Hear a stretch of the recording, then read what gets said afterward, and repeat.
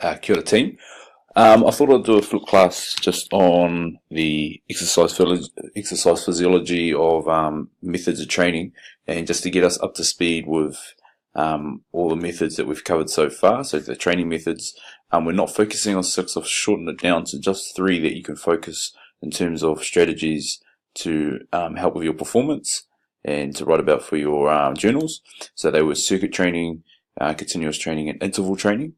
Right, and I think we've pretty much gone over circuit training and continuous training, but I want to go a bit more in depth in interval training because it seems like a lot of yous are kind of working on interval training and you're finding the benefits for it. So yeah, we'll go over a little bit of it now. So circuit training again is based upon the completion of a series of exercises, and I think we've pretty much been through this PowerPoint, so we'll quickly skim through it. And a lot of you have experienced this when we did the rope session, the squats, etc. Basically, it can be used to develop any components of fitness. And if you're not too sure, if you can't remember what those components of fitnesses are, it's all to do with endurance, speed, strength, flexibility. It can have running components. It can have strength components and muscular endurance components. All those types of things. Right? A circuit program usually contains about 6 to 10 stations, and you can rotate on a time. It also is designed to train both aerobic and anaerobic fitness, or specifically exercise muscle groups or components of fitnesses. So some of you have used it, and if you think about it, like you guys would use it quite intensely, and it's got to do with your heart rate. So you could write about that kind of stuff in your journal. Good circuits will have activities that are specific to the needs of the performer. So if you are thinking about goal setting, it's like what kind of things are you doing that are specific or have that principle of training, that specificity? What kind of exercises are specific to the event or to what kind of training you want to do, right? Exercises, there's a huge list, and I know some of you have gone over them already. And experienced some already, and some of you've done explode, some of you've done chariots with the ropes. I think some of you've even made your own up with the power bags, which is awesome. So those are the types of things that you need to try and put into your training. Talk about it in your journal, like what's positive about it, what's the negatives, and we'll quickly go over some now. So advantages and disadvantages. So for circuit training, the advantages are it's less boring due to all the exercises being different. Pretty self-explanatory, like if you keep continuing to do the same exercises, it can get dull, right? It is easily adaptable and can be set up in both indoors and outdoors, right? It is physically beneficial because you're improving your anaerobic and aerobic fitness, so it can be changed around for both, right? The disadvantages are it can be very time consuming to set up and organize. So as some of you remember, when we did a few of those circuit training types, I was telling you guys to just take into consideration like how long it took us to set up. It is quite annoying, and then how long to pack away. It takes about an extra 15 minutes really, right? And people can get in each other's way if the circuit is busy and performed in a small area, right? Things you need to consider when designing your training for circuit. Identify whether you want the circuit to be general or specific, like if you're trying to target a specific muscle group or a component of fitness, like aerobic endurance, those types of things. Especially plan your circuits carefully. Be careful not to place stations that are predominantly aerobic and one after another. So I remember when we're doing our circuit training, when we're setting up, I was trying to space out different exercises where it wasn't completely squats dominant or legs dominant, because if you keep doing it, you would obviously fatigue. So I was trying to mix those things up, so you had a little bit of shoulders, a little bit of arm workout, and then you'd move over straight away to the legs workout, which kind of makes sense. Right, continuous training. Key things to remember. So some of you have been doing continuous training, like running around, doing the school run. I think some of you have been using the bikes, right? So it is training without stopping for a rest, yeah? Continuous. Basically, the performer maintains the same speed and intensity throughout, yeah, and it should be at least 20 minutes. Obviously, which energy system does this develop? And we're trying to target the aerobic energy system, alright? Keyword there is that aerobic, air, trying to use that oxygen system trying to get the body adapted, trying to make it more efficient in terms of taking in oxygen to get all that, what's the word, to get that transition of cleaning out the fatigue, the lactic acid out of the muscles, all those types of things. Right, so common examples of continuous training is obviously swimming, dancing, running, cycling, all those types of things. Right, the next one is advantages and disadvantages. So the obvious advantages is it keeps you fit and healthy. It's a good method to improve aerobic and all-round fitness. Right, and the other advantage that's not on there, it's simple. Yeah, it's pretty simple just to, and it's easy. Like a lot of people do continuous training, you know, when they leave school and in their own time. It's all a matter of just chucking on shoes and going for a run or doing types of things. It's just more simplistic. Yeah.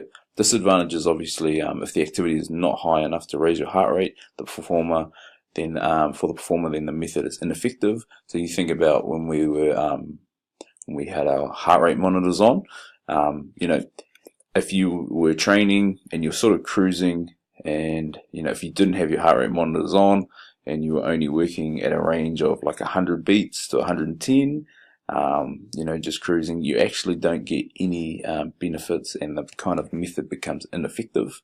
So then you have to try and tap into other types of training, maybe interval, to really push that heart rate to get you into those zones that we were talking about. Other disadvantages, if the activity is too hard too soon, then the performer is most likely to exhaust himself and be put off by the activity due to the large amount of oxygen. I remember the times when we had pre-season for like rugby, etc., and a lot of you will relate to this. When you get straight into your season, or when you get straight into your off season, you know, some of the first things you do is just go straight for a run and just blow yourself straight out. And it's daunting, but it also can put you off training for the rest of the time, you know, if it's too hard.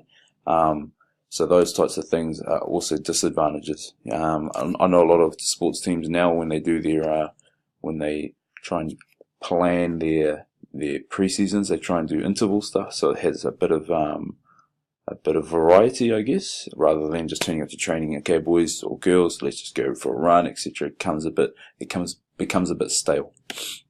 All right, interval training. Right, what is it?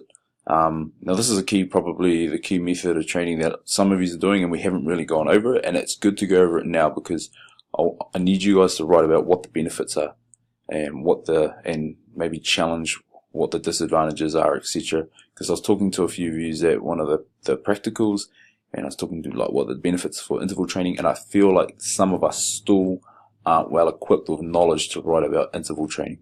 Right, so interval training involves times of work followed by times of slower work or rest. Yeah, it is an exercise strategy that is intended to improve performance with short training sessions. Yet the term can refer to any cardiovascular workout.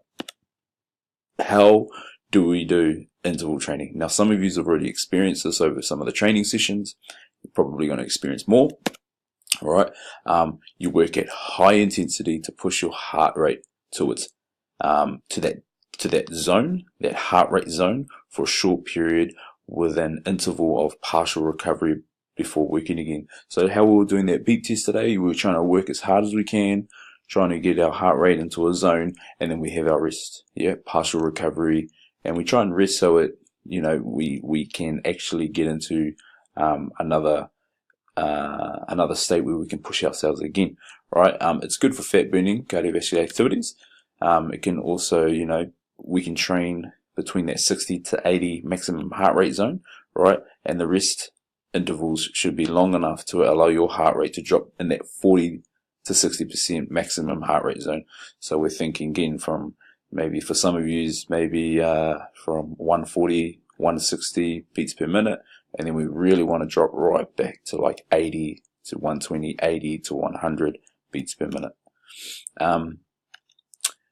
Examples of sports where interval training might be useful, and it's definitely useful for the Tough Guy Tough Girl challenge, right? But other places are cycling, yeah, and some of you have been doing this in your training, which is really good. You know, going off and on, etc., like 30 seconds on, 30 seconds off, and trying to find that heart rate. Now, when you go to gyms, you'll find that they have those metal grips that you can hold onto, and that's to test what kind of heart rate you're working in, so they're really good for that. Other ways is typically just your running or your sprinting. It's probably the simplistic way, and rowing as well. I wish we still had rowers at school, because rowing is one of the best high intensity interval trainings you can do, and it's kind of like that off and on, really get your heart rate through the roof, and then rest again. Right. Other examples that the sprint walk method, and we've done different varieties of it. So really just sprinting and stopping, or sprinting and walking, etc. So the idea is to walk back to a starting point, known as your recovery period, and then sprint again. And you do this for a certain amount of times. Applying this, like applying interval training to principles of training. Alright, stay with me here. Individual needs, so there's individuality, and we're looking at set distance for events, size of the bike, etc. Specificity, making sure that, sorry about this, this is the use of the treadmill for runners, rowing machine for rowers, stroke variety, and so on. So specificity is making that specific to the event that we're going to. Progressive overload, so definitely making sure that, we're, increasing the intensity, increasing the gears, or increasing our training, especially for FIT. Now, FIT is that overload acronym, so frequency, intensity, type, and time. So if train more often during the week, that intensity, faster shuttles or faster beeps, how we increased that level of beep test. T, like manipulate the time, like maybe you want to make it longer, maybe you want to make it shorter but more intensity. And the type, like changing up the activity, like changing up the shuttles, so we can do different things, changing up that variety to give it more, so it's not stale. Yeah, and that rest and recovery is also a really good principle for training, and that relates to having those recoveries between your trainings. Right, the effects of interval training. The heart rate is strengthened. Yeah, more capillaries are formed, and also more oxygen can be taken up, which helps break down lactic acid in your muscles. So we're talking about we're getting that hypertrophy of the heart, which means your heart can be stronger. You can pump more blood per beat, and we're talking about that stroke volume. The bigger it is, the stronger the stroke will be. The stronger the stroke, the more blood per beat, the more blood going around the body, the more oxygen you can get around to those working muscles. The advantages are great for short, intense workouts. It's time efficient, should be working at about 45, even half an hour, 45 minutes, but it's just quick, sharp, workouts. When performed correctly, proven to increase metabolic rate post-exercise. So after your exercise or after an interval exercise, it's proven to burn calories a lot quicker, right, and burn fat and gain muscle.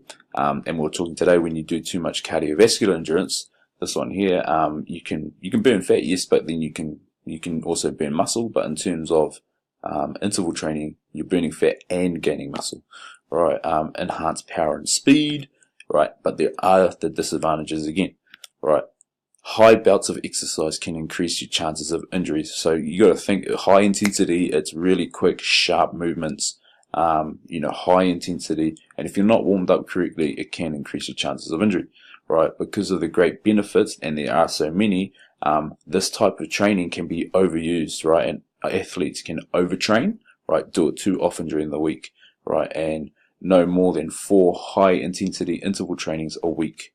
And just to kind of reiterate it, beginners should not just jump straight into this type of training without building foundations. And this relates to CrossFit. And I put this in here because it's a big risk, and you guys will probably see it at the moment when you watch events, how they've got all those K-tape all over them. Like, a lot of people do just jump straight into CrossFit, and CrossFit is a really high intensity kind of sport, and this is one of the reasons that a lot of people do tend to get injuries when they just get straight into CrossFit. So I hope you guys have enjoyed this full class.